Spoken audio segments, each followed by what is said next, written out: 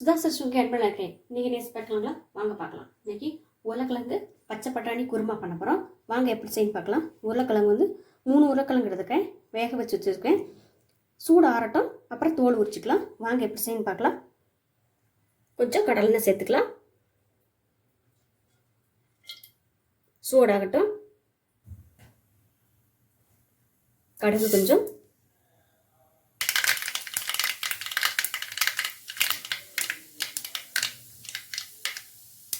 பெரிய வெங்காயம் 2 வெங்காயம் கட் பண்ணி வச்சுட்டு சேர்த்துக்கலாம். கொஞ்சம் கருவேப்பிலை,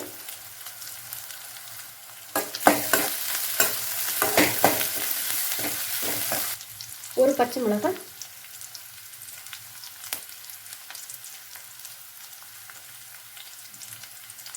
இஞ்சி பூண்டு விழுது கொஞ்சம்,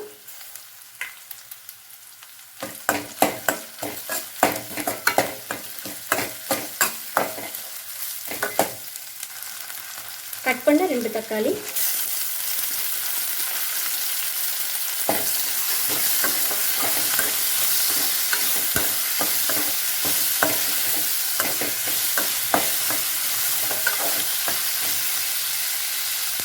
கொஞ்சம் கல்லுப்பு சேர்த்துக்கலாம்.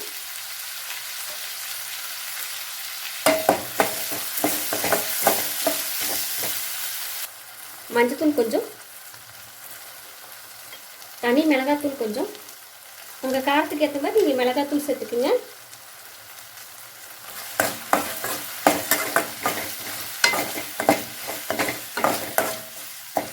இதோட பச்சை பட்டாணி சேர்த்துக்கலாம்.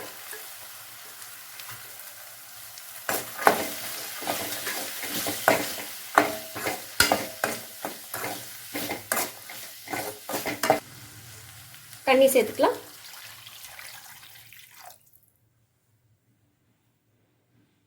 நல்லா கொதிச்சு வரட்டுங்க. ஒரு மூடி தேங்காய் எடுத்துருக்கிறேன். 1/2 ஸ்பூன் வந்து சோம்பு, 2 பச்சை மிளகாய். இதை நல்லா ஃபைன் பேஸ்ட்டாக அரைச்சி இதை நல்லா சேர்த்து அரைச்சி எடுத்துக்கலாங்க. அரைச்ச தேங்காவை இதில் சேர்த்துக்கலாங்க.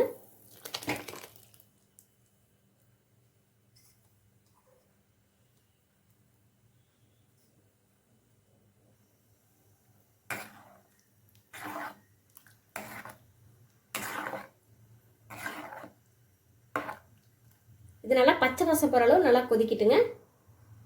உப்பு பத்தலை, கொஞ்சம் சேர்த்துக்கலாம்.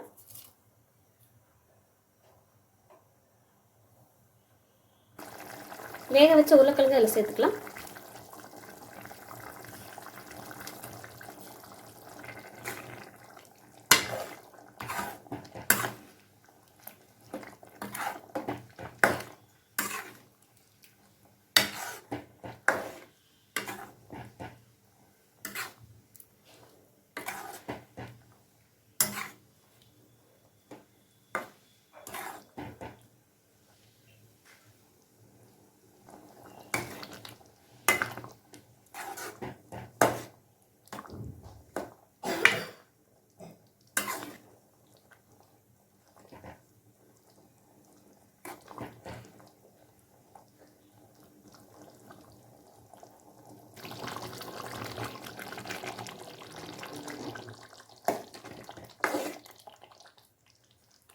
ஒரு 2 நிமிஷம் நல்லா உருளைக்கிழங்கு வேகட்டும். உருளைக்கிழங்கு குருமாவோட சேர்ந்து ஒரு 2 நிமிஷம் வேகட்டுங்க. பச்சை பட்டாணி உருளைக்கிழங்கு குருமா ரெடி ஆயிடுச்சுங்க. மேலே மல்லித்தலை சேர்த்துக்கலாங்க. நல்லா வாசமாக மணமாக நல்லா இருக்கும்.